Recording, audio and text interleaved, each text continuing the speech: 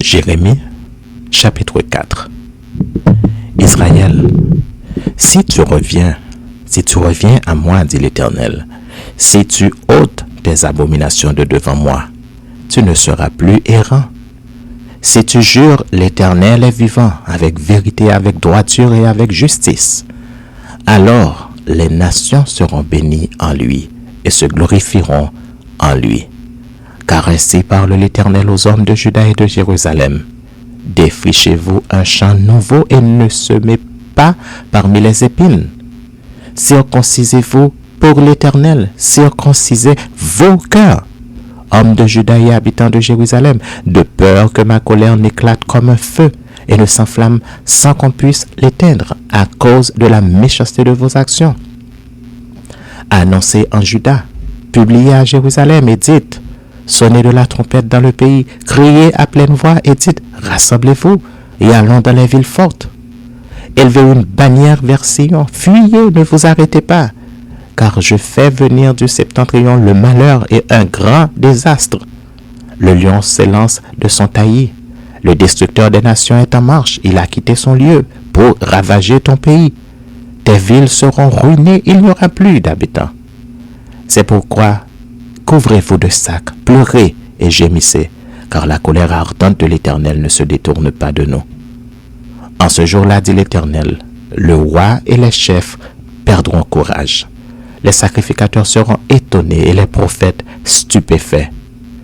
Je dis, ah Seigneur éternel, tu as donc trompé ce peuple et Jérusalem en disant, vous aurez la paix, et cependant l'épée menace leur vie.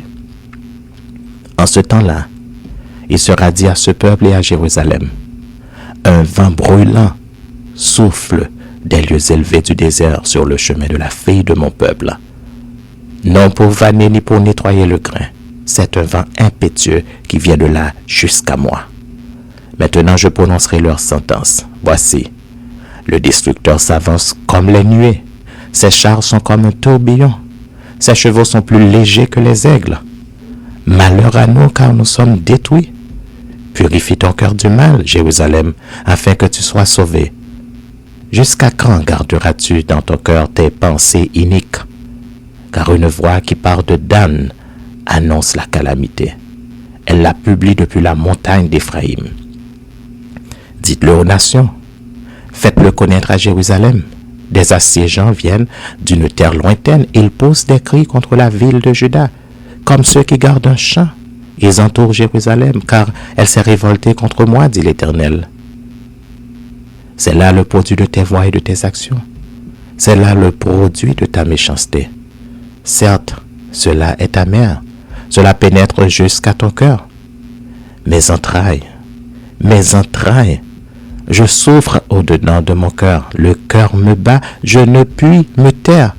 Car tu entends, mon âme, le son de la trompette, le cri de guerre. On annonce ruine sur ruine, car tout le pays est ravagé.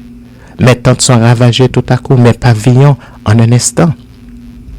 Jusqu'à quand verrai-je la bannière et entendrai-je le son de la trompette? Certainement mon peuple est fou. Il ne me connaît pas. Ce sont des enfants insensés, dépourvus d'intelligence. Ils sont habiles pour faire le mal, mais ils ne savent pas faire le bien. Je regarde la terre et voici, elle est informe et vide. Les cieux et leur lumière a disparu. Je regarde les montagnes et voici, elles sont ébranlées et toutes les collines chancellent. Je regarde et voici, il n'y a point d'homme et tous les oiseaux des cieux ont pris la fuite. Je regarde et voici, le Carmel est un désert et toutes ses villes sont détruites devant l'Éternel, devant son ardente colère. Car ainsi parle l'Éternel. Tout le pays sera dévasté, mais je ne ferai pas une entière destruction. À cause de cela, le pays est en deuil, et les cieux en haut sont obscurcis, car je l'ai dit, je l'ai résolu, et je ne m'en repens pas, je ne me rétracterai pas. Au bruit des cavaliers et des archers, toutes les villes sont en fuite. On entre dans les bois, on monte sur les rochers. Toutes les villes sont abandonnées, il n'y a plus d'habitants. Et toi, dévasté, que vas-tu faire? Si tu te revêtiras de cramoisi, tu te pareras d'ornements d'or, tu mettras du fard à tes yeux, mais c'est en vain que tu t'embelliras. Tes amants te méprisent, ils en veulent à ta vie.